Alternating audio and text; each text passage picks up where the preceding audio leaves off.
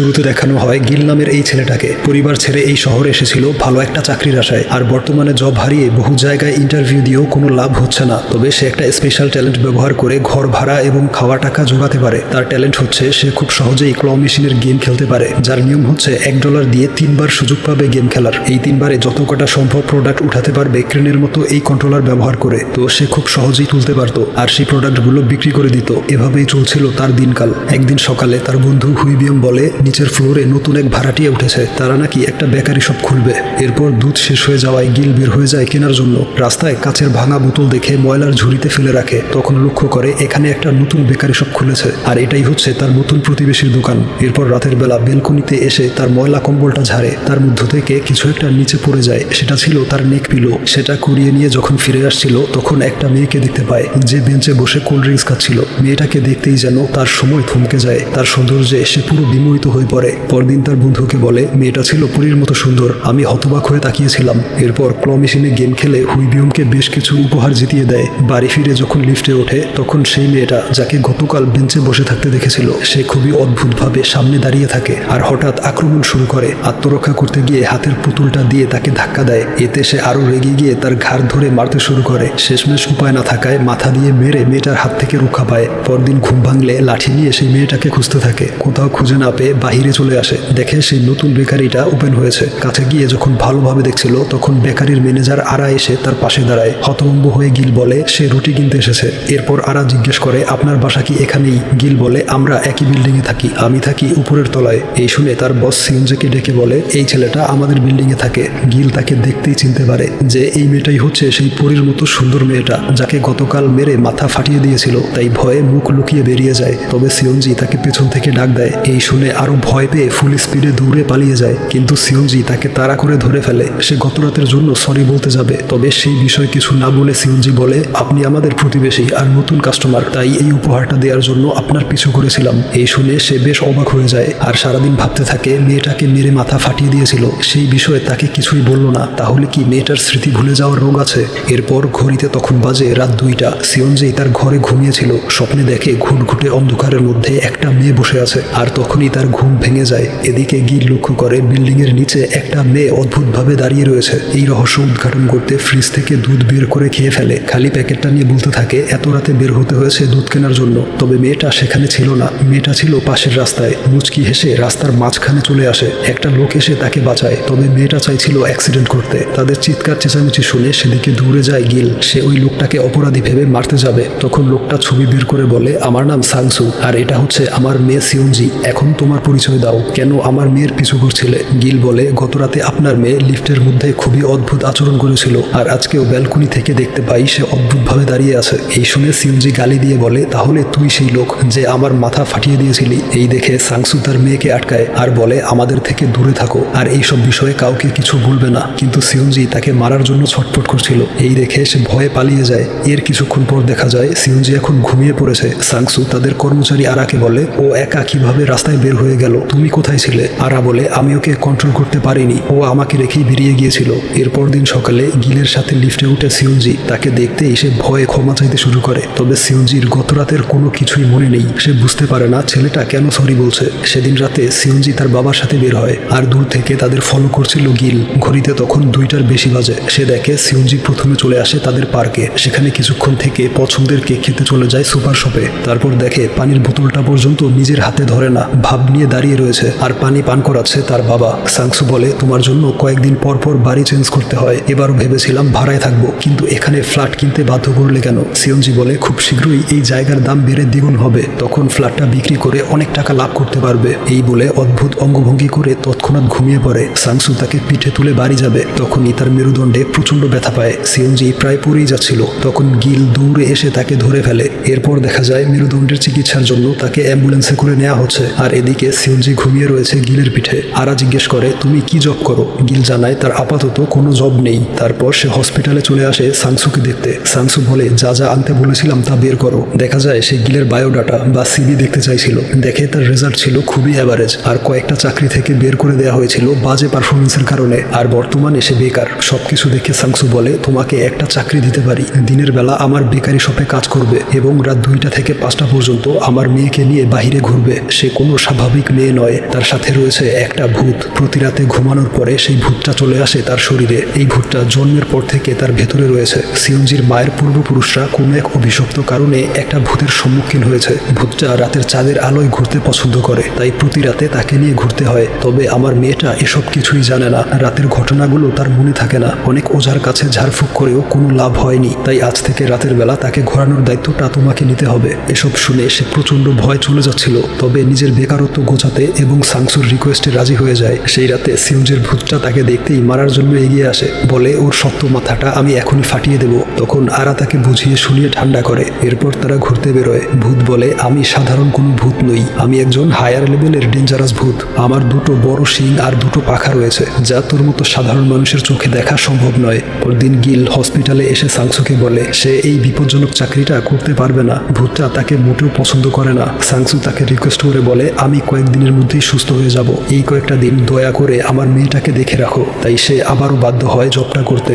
পরদিন প্রথমবারের মতো বেকারিতে কাজ করতে যায়। তখন আরা সিয়ঞ্জিকে বলে, তোমার বাবা ওকে কাজে রেখেছে। আরা তাকে সাইডে এনে বলে, রাতের কোনো কিছুই ওর মনে থাকে না, ওর শরীরটা তখন ভূতের দখলে চলে যায়। তবে ভয় পেও না, ভূতটা তোমাকে মারবে না। সেই রাতে ভূতটা তার সাথে ইমোশনাল গেম খেলে, ইনোসেন্ট ভাব নিয়ে তাকে প্রপোজ করে বসে। তখন গিলের মনে পড়ে সাংসু বলেছিল ভূতটা ইমোশনাল ফাঁদে ফেলতে চাইবে, তাতে সারা দিলে সে আরো বেশি শক্তিশালী হয়ে বেশি সময় ধরে সিয়ঞ্জির শরীরে অবস্থান করবে। এই কথা মনে পড়তেই চিৎকার করে বলে, আমি এই ফাঁদে পড়বো না। তখন ভূতটার মনে পড়ে তার পছন্দের খাবারের কথা। সুপার শপের ছেলেটাকে বলে, এই হোয়াইট এবং মিন্ট চকলেট কেকগুলো আমার জন্য স্টক করে রাখবি, যদি এসে না পাই তাহলে তোর খবর করে ছাড়বো। তখন এই মেয়েটাও আসে ওই একই ফ্লেভারের কেক নেওয়ার জন্য, তবে ভূতটা সবগুলো নিয়ে স্টক ফাঁকা করে দিয়েছিল। কেক না পেয়ে মেয়েটা কান্না শুরু করে। এরপর দূর থেকে দেখে তাকে দেখিয়ে দেখিয়ে কেক খাচ্ছে। কেকটা নিচে ফেলে দিয়ে আর একটা বের করে, আর সেটা ওই মেয়েটাকে নেড়ে চেড়ে দেখায়। যা দেখে মেয়েটা প্রচন্ড মন খারাপ করে দৌড়ে চলে যায়। গিল বলে, সত্যিকারের ভূত এমন হাস্যকর হতে পারে না। এই শুনে ভূত রেগে বলে, আমাকে রাগালে এই মেয়েটাকে অনেক কষ্ট পেতে হবে। এই বলে টেবিলটা ফেলতে যায়, তা না পেরে সেখানের সমস্ত জিনিসগুলো ফেলে দেয়। এরপর একটা ঝিঝি পোকা নিয়ে মুখে ঢুকিয়ে দিবে। তখন সে তাকে ধরে ফেলে, বলে, আমি বিশ্বাস করেছি তুমি সত্যিকারের ভূত, তবে সিয়ঞ্জিকে কষ্ট দিও না, মেয়েটা নিরপরাধ।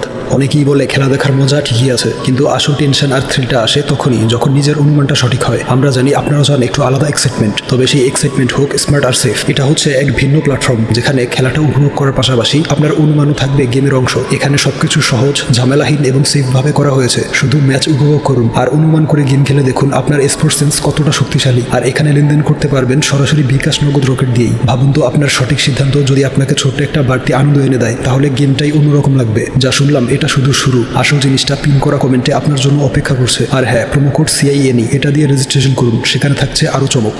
পরদিন দোকানে সিয়ঞ্জি তাকে কাজ বুঝিয়ে দিচ্ছিল। ওইদিকে গিল অবাক হয়ে তার দিকে তাকিয়ে থাকে, ভাবে ভূতের বিষয়টা কি সত্যি নাকি অভিনয়। তখন সিয়ঞ্জি বলে, আমাকে ভয় পাওয়ার কিছু নেই, আর সাথে যেভাবে ফ্রি হয়ে কথা বলো আমার সাথেও ওইভাবে বলবে। এই বলে সে কলেজের উদ্দেশ্যে বেরিয়ে যায়। এরপর শিডিউল অনুযায়ী ঘড়ি দেখে ঠিক 2টার সময় ব্যাগ, পানি আর প্রয়োজনীয় জিনিসপত্র নিয়ে বেরিয়ে পড়ে। ভূতকে নিয়ে চলে আসে পার্কে। ভূত বলে, আরো জোরে ধাক্কা দাও। এই শুনে সমস্ত শক্তি দিয়ে এমন ধাক্কা দেয় যে সে উড়ে গিয়ে মুখ থুবড়ে পড়ে। এতে তাকে মারার জন্য তাড়া করে। সাংসু হসপিটালে বসে ফোনের ট্র্যাকার অ্যাপে দেখছিল তার মেয়ে গিলকে তাড়া করছে। সে দিনের বেলা কাজের ফাঁকে লুকিয়ে সিয়ঞ্জিকে দেখত। সে যে তাকে পছন্দ করতে শুরু করেছে তা বোঝার বাকি ছিল না। রাতে ভূতটা কেক খেতে গেলে শপের ছেলেটা জানায় কেক স্টক আউট। এই শুনে ইমোশনাল অভিনয় করে বলে, আমি আর অল্প কিছুদিন বাঁচবো, এই কেক হচ্ছে আমার বেঁচে থাকার অনুপ্রেরণা। এই শুনে ছেলেটার চোখে পানি চলে আসে আর লুকিয়ে রাখা একটা কেক বের করে দেয়। সেটা ছিনিয়ে ভূত বলে, তোর সাহস হলো কিভাবে আমার সাথে মিথ্যে বলার। তখন ওই মেয়েটা আজকেও এসে দেখে একমাত্র কেকটা নিয়ে গিয়েছে। তাই পরদিন প্রচন্ড রেগে সিয়ঞ্জির বেকারিতে এসে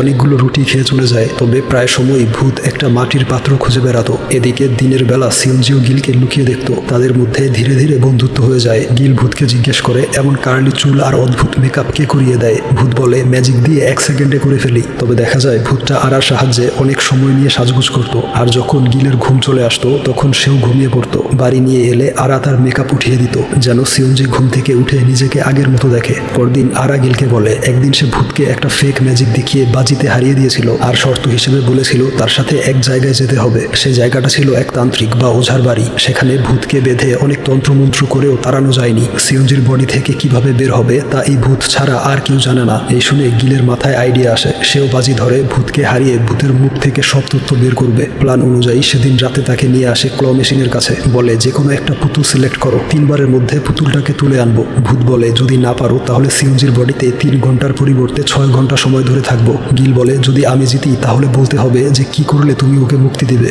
সে তার শর্তে রাজি হয় এবং সাদা একটা পুতুল দেখিয়ে দেয়। গিল পরপর 2 বার ব্যর্থ হলে সে তাকে নিয়ে হাসি ঠাট্টা শুরু করে। এরপর সে মুচকি হেসে শেষ ট্রাই করে সহজেই তুলে আনে আর বলে শর্ত অনুযায়ী এখন বলো কিভাবে সিউনজিকে মুক্তি দিবে। সে বলে আমার নাম ধরে 3 বার বলতে হবে যে সিউনজির বডি থেকে বেরিয়ে যাও, তাহলে চলে যাব। গিল বলে বলো তোমার আসল নাম কি। সে বলে শর্ত অনুযায়ী যা জানতে চেয়েছিলে তা বলেছি, আমার নাম বলতে হবে তা বাজির শর্তে ছিল না। এরপর দিন তারা এক দোকানে আসে রুটি ডেলিভারি করতে। এখানে তারা হোলসেলে রুটি বিক্রি করত। সেই দোকানে গিলের সাথে ইয়ংসিক নামের একটা লোকের ধাক্কা লাগে। সিউনজি ছুটে এসে তাকে সরি বলে, তবে লোকটা অদ্ভুতভাবে তার দিকে তাকিয়ে থাকে এবং তার হাত ধরতে যাবে। তখন গিল তার হাত ধরে সরি বলে। এরপর লোকটা চলে গেলে সিউনজি বলে তার মনে হয় রাতের বেলা ঠিকভাবে তার ঘুম হয় না, আর এটাও মনে হয় তার স্বপ্নে একটা ছেলে ছায়ার মতো লেগে থাকে, তাকে সব সময় প্রোটেক্ট করে। এই শুনে গিল খুব খুশি হয়, ভাবে রাতে তাকে প্রোটেক্ট করার বিষয়টা সিউনজি ফিল করতে পারছে। সেদিন রাতে তারা নদীর পাড়ে বসেছিল। তখন হঠাৎ অনেক পুলিশের ভিড় আর সাইরেন শোনা যায়, যেখানে একটা লোক ব্রিজ থেকে নদীতে ঝাঁপ দেওয়ার জন্য দাঁড়িয়েছিল।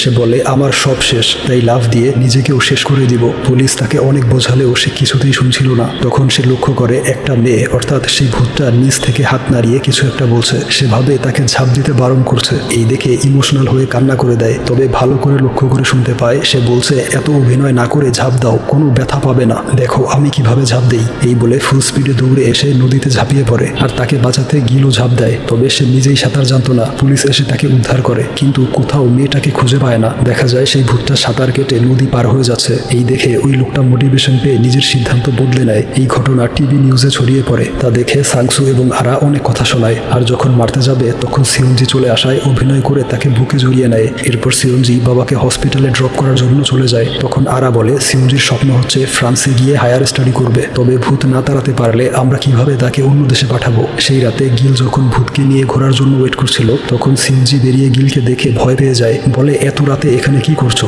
গিলও খুব হতভম্ব হয়েছিল, কারণ এই প্রথমবার ভূতটা তার সাথে আসেনি। সিউনজি বলে আজ কিছুতেই ঘুম আসছিল না, তাই হাঁটতে বের হলাম। আজ হচ্ছে মায়ের মৃত্যুবার্ষিকী, আমার 8 বছর বয়সে একা রেখে চলে গিয়েছিল। তখন হঠাৎ একটা গাড়ি চলে আসায় গিল তাকে সরিয়ে নেয়। তার এমন প্রোটেক্টিভ আচরণ সিউনজির খুব ভালো লাগে। এরপর গিলকে নিয়ে চলে আসে মুভি দেখতে। মুভিটা ছিল খুবই রোমান্টিক। সিউনজি গিলের হাতে হাত রাখে। এর কিছুক্ষণ পর গিল তার হাত ধরে। তার চোখের দিকে তাকাতেই সিউনজি অদ্ভুত লুক দিয়ে ভয়ঙ্কর ভাবে হেসে ওঠে, অর্থাৎ ভূতটা চলে এসেছে। ভূত বলে এমন বিশ্রী চেহারা নিয়ে হাত ধরার সাহস কোথায় পেলি। এই বলে উঠে চলে যায়। যাওয়ার আগে এক কাপলকে শুধুই বিরক্ত করে, বলে পা উঠিয়ে বসার সাহস কে দিয়েছে, পা নামা নয়তো ভেঙে ফেলবো। এই বলে মুঠ ভরে পপকর্ন নিয়ে চলে যায়। এরপর কাউন্টার থেকেও পপকর্ন নিয়ে খেতে শুরু করে। গিল বলে তোমার কারণে সিউনজির পরিবার তাকে হায়ার স্টাডির জন্য বিদেশে পাঠাতে পারছে না, তোমার আসল নামটা বলো, সেই নাম ধরে ডেকে তোমাকে মুক্ত করে দেই। এই শুনে সে রেগে বলে আগে আমাকে মন থেকে খুশি করতে হবে, তারপর ভেবে দেখবো। এখন আমাকে নিয়ে চলো ট্রাম্পোলিনে, অনেক দিনের ইচ্ছা বাউন্সি খেলবো। আমার কথা শুনলে ধীরে ধীরে সময় কমিয়ে আনবো, তারপর একটা সময় ওর বডিতে আর আসবো না। তখন একটা বিচের ছবি দেখে বলে আগে এখানে নিয়ে চলো। গিল বলে ওইখানে যেতে হবে দিনের বেলা, তবে তুমি তো আসো গভীর রাতে। ভূত বলে সিউনজিকে নিয়ে যেও, আমি তার মধ্য থেকে সব দেখতে পাই। তাই পরদিন সে সিউনজিকে নিয়ে সমুদ্র পাড়ে চলে আসে। সিউনজি বলে আর খুব ঠান্ডা লেগেছে, তাই সে আসতে পারেনি। এরপর গিল লক্ষ্য করে তার চোখ থেকে পানি গড়িয়ে পড়ছে। সিউনজি জানায় সে নিজেও বুঝতে পারছে না কেন কান্না করছে। গিল বুঝে যায় এই কান্নাটা ছিল ভূতের, পছন্দের জায়গায় আসতে পেরে খুশিতে কান্না করছে। এরপর ছবি তুলে আর মজা করে ভালো একটা সময় কাটায়। এরপর রাতের বেলা গিল দেখে ভূতটা গাছে পানি দেয়, তারপর একটা মাটির পাত্র খুঁজে নেয়। গিল বলে তোমার কথা মতো সিউনজিকে নিয়ে সমুদ্র পাড়ে গিয়েছি, তুমিও এনজয় করেছো, তাই আজকে জলদি চলে গিয়ে আমাকে ছুটি দাও। এই শুনে ভূত রেগে পাত্রটা ভেঙে বলে আগেই বলেছি খুশি মনে আমার ইচ্ছাগুলো পূরণ করতে পারলে আমি চলে যাব, আর যদি আমাকে এভাবে রাগানো হয় তাহলে ওর ক্ষতি করব। এই বলে ঘাস নিয়ে খেতে শুরু করে। তারপর রাস্তার মাঝখান দিয়ে দৌড়ায়। গিল তাকে থামানোর জন্য ছুটে গেলে অল্পের জন্য অ্যাক্সিডেন্ট থেকে বেঁচে যায়। ওইদিকে ভূতটা কিছু দূর যাওয়ার পর তার পা আটকে যায়, কিছুতেই সামনে এগোতে পারছিল না। উপরে লক্ষ্য করে দেখে একটা মন্ত্রপুত দড়ি ঝোলানো। তখন গিল এসে তার মুখের ময়লা মুছে দেয়, বলে উল্টাপাল্টা জিনিস খেলে অসুস্থ হয়ে পড়বে, প্রমিস করছি খুশি মনে তোমার ইচ্ছেগুলো পূরণ করব, তবে তোমাকেও তোমার কথা রাখতে হবে। তারপর দিন গিল তাকে ট্রাম্পোলিনে নিয়ে আসে। সে প্রচন্ড খুশি হয়ে বাউন্সি খেলে। তখন তার চোখের সামনে ভেসে ওঠে পুরনো কিছু স্মৃতি। যখন সিউনজি ছোট ছিল তখন এভাবেই বাবা মায়ের সাথে বাউন্সি খেলতো। এরপর তারা সেখানে বাস্কেটবল ফুটবল খেলে এনজয় করে। তারপর নিয়ে আসে ফ্লাওয়ার পার্কে। গিল বলে নিশ্চয়ই তুমি ফুল পছন্দ করো। ভূত বলে আমি হচ্ছি একটা ভয়ঙ্কর ভূত, এসব আজে বাজে জিনিস পছন্দ করি না। তবে দেখা যায় তার ড্রেসটা ছিল ফ্লোরাল ডিজাইনের। ফুল এতটাই পছন্দ করতো যে সুন্দর ফুলগুলো ধরে দেখে। তখন গিল বলে তোমার ছবি তুলে দিচ্ছি, একটু হাসো। ভূত বলে ভয়ঙ্কর ভূত কখনো হাসে না। গিল বলে আমি শুনেছি হায়ার র্যাঙ্কিং এর উচ্চ প্রজাতির ভূতরা হাসতে পারে এবং ছবি তোলার জন্য ভালো পোজ দিতে পারে। এই শুনে ভূতটা সুন্দর পোজ দিয়ে ছবি তোলে। পুরো পার্কে ঘুরে এত ছবি তুলে যে একদম হাঁপিয়ে যায়। গিল বলে, দেখো ছবিগুলো ভালোই এসেছে। ভূত বলে, কিন্তু এটা তো আমি না, আমার দুটো শিং আর দুটো পাখা আছে। এই বলে নিজের ছবি এঁকে দেখায়। গিল বলে, দেখেই মনে হচ্ছে তুমি খুব সুন্দরী আর ফেমাস। তোমার বন্ধুরা তোমাকে কি নামে ডাকে? ভূত তার চালাকি বুঝতে পেরে একটা ভুল নাম বলে। গিল সেই নাম শুনতেই নাম ধরে ডেকে বলে, সিওনজির বডি থেকে বেরিয়ে যাও। ভূত বলে, আমি জানতাম, তাই ভুল নাম বলেছি। এরপর দিন গিল একটা খুশির খবর জানায়। তা হচ্ছে ভূতের একটা ইচ্ছে পূরণ করায়, অর্থাৎ বাউন্সি খেলতে নিয়ে যাওয়ায় সে এখন থেকে সিওনজির বডিতে 30 মিনিট কম সময় থাকবে। আগে যেখানে 3 ঘন্টা ধরে থাকতো এখন থাকবে 2.5 ঘন্টা। এই শুনে আরা বলে, আজকে এমন কিছু করব যাতে খুশি হয়ে ভূতটা আরো 30 মিনিট কমিয়ে নিবে। তার আইডিয়া ছিল সেই রাতে ভূতকে পার্টিতে নিয়ে যাওয়া। সে গিলের বন্ধু হুইবিয়মের সাথে এনজয় করছিল। আর এদিকে ভূতটা এক মেয়েকে ধরে জিজ্ঞেস করে, এত সুন্দর আইলাইনার কোথা থেকে কিনলে? এরপর গিল দেখে একটা লোক তার হাত ধরে টানাটানি করছে। লোকটা ছিল ইয়ংসিক নামের সেই ছেলেটা যার সাথে গিল ধাক্কা খেয়েছিল কয়েকদিন আগে। ইয়ংসিক জিজ্ঞেস করে, এই মেয়েটা তোমার কি হয়? গিল বলে, ও আমার গার্লফ্রেন্ড। এই শুনে মেয়েটার দিকে অদ্ভুতভাবে তাকিয়ে চলে যায়। পরদিন সিওনজি দেখে আরা হুইবিয়মের সাথে দুষ্টুমি করছে। গিলকে বলে, ওরা দুজন বন্ধু হলো কবে? আসলে গতকাল রাতের পার্টির কথা তো তার মনেই নেই। তখন ইয়ংসিক আসে তাদের শপে। আবারও অদ্ভুতভাবে তাকিয়ে একটা ক্যান্ডি কিনে বেরিয়ে যায়। এবার গিল তাকে থামিয়ে পরিচয় জিজ্ঞেস করে। ইয়ংসিক বলে, এই মেয়েটার সাথে যে আরো একটা কিছু রয়েছে তা আমি জানি। আমি মন্ত্রপুত দড়ি ঝুলিয়ে চেক করেছি, দূর থেকে ফলো করেছি। যতবার তাকে ধরতে গিয়েছি তুমি চলে এসেছিলে। একমাত্র আমিই পারবো তাকে মুক্তি দিতে। গিল বলে, আপনি ভুল করছেন, এমন কিছুই ওর সাথে নেই। রাতে ভূতটা বলে, ইয়ংসিক হচ্ছে একজন তান্ত্রিক, তার পূর্বপুরুষরাও চেষ্টা করে ব্যর্থ হয়েছে, সে আমাকে তাড়াতে পারবে না। পরদিন সিওনজি ক্লাসে যাওয়ার সময় গিল বলে, ফেরার পথে আমাকে কল দিও, তোমাকে আনতে যাব। এই শুনে সিওনজি বেশ খুশি হয়। সেদিন বাড়ি ফেরার পথে একটা মেয়ে তাকে জুতোর ফিতা লাগিয়ে দিতে বলে। এরপর খুশি হয়ে একটা ক্যান্ডি খেতে দেয়। সে বাসে উঠে ক্যান্ডি খেয়ে ঘুমিয়ে পড়ে। তখন ইয়ংসিক এসে তার পাশে দাঁড়ায়। ওইদিকে গিল আর সাংসু তাদের দোকানে ছিল। তখন গিলের মনে পড়ে সিওনজি বলেছিল ফেরার পথে কল করবে, কিন্তু এত রাত হয়ে যাওয়ার পরেও এখনো কল করেনি। সাংসু ট্র্যাকিং অ্যাপে দেখে তার মেয়ে ভুল পথে যাচ্ছে। এই দেখে গিল তার মোবাইলটা নিয়ে জলদি বেরিয়ে পড়ে। ততক্ষণে ইয়ংসিক সিওনজিকে নিয়ে চলে এসেছে। তাকে বেঁধে ক্যামেরা অন করে ভূত ছাড়ানোর কাজ শুরু করবে। তখন সিওনজির বডিতে ভূতটা চলে এসেছিল। ইয়ংসিক বলে, তোকে তাড়িয়ে আমি বংশের নাম উজ্জ্বল করব।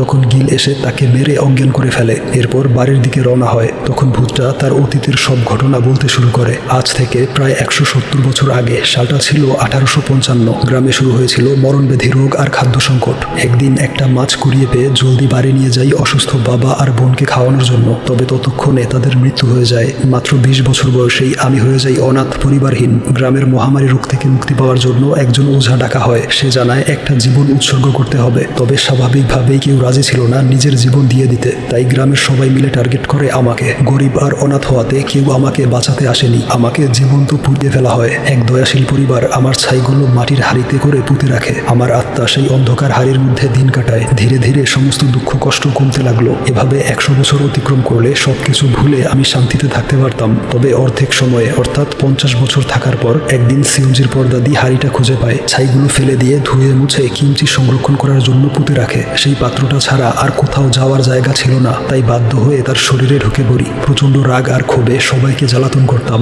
তার পেটে থাকা সন্তানের শরীরে ঢুকে পড়ি। এভাবে এক এক করে সিওনজি পর্যন্ত পৌঁছাই। ওঝাতান্ত্রিকরা সিওনজিকে দেখেই বুঝে ফেলতো তার ভেতরে একটা অসহায় আত্মা রয়েছে। আমাকে ধরতে পারলে অনেক কষ্ট দিবে, তাই নিজেকে ভয়ঙ্কর ভূত হিসেবে প্রেজেন্ট করতাম। যদি সামনের পূর্ণিমার আগে সেই মাটির হাড়িটায় প্রবেশ করতে না পারি, তাহলে আমার কষ্টকর স্মৃতিগুলো নিয়ে অন্ধকারে ঘুরে বেড়াতে হবে। এজন্যই সব সময় সেই হাড়িটা খুঁজে বেড়াতাম। সেই হাড়িতে বাকি 50 বছর কাটাতে পারলে সব দুঃখ কষ্ট ভুলে চির শান্তিতে শূন্যে মিলিয়ে যাব। বাড়ি ফিরে ভূতটা অপেক্ষা করে 2 দিন পরের পূর্ণিমার জন্য। আর এই 2 দিন হচ্ছে মানুষের শরীরে অবস্থান করার শেষ দিন। ভাবে পেইনফুল মেমোরিজ নিয়ে আজীবন ঘুরে বেড়াতে হবে পৃথিবীতে। তবে গিলের পরিকল্পনা ছিল অন্য। সে সাংসুর থেকে সিওনজির দাদির বাড়ির ঠিকানা নেয়। এরপর বেরিয়ে পড়ে সেই বাড়ির উদ্দেশ্যে। বহু পথ পাড়ি দিয়ে চলে আসে প্রত্যন্ত এক অঞ্চলে। জঙ্গলের মধ্যে খুঁজে পায় সেই পরিত্যক্ত বাড়িটা। সারাদিন ঘোরাঘুরি করে কোথাও মাটির হাড়িটা পায় না। সারা রাত ধরে খুঁজতে থাকে। এদিকে এখন আর তার ইচ্ছে নেই দোল খাওয়ার। মন খারাপ করে শুধু চাঁদের দিকে তাকিয়ে থাকে। পরদিন সকালে গিল দেখে একটা পাখি সেখানের এক পাথরের উপর বসে কিছু একটা ইশারা করছে।